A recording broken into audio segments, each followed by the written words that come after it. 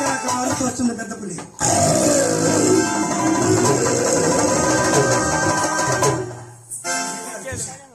అధికారులు పారిపోతున్నారు. జీతకాడ బెదిరిపోయినారు.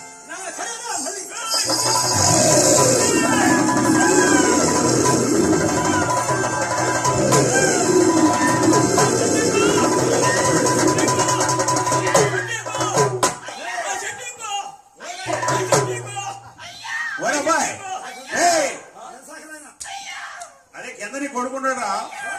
కింద నీ కొడుకు అడుగో ఇటుగో అంటున్నా కింద కూర్చున్నాను.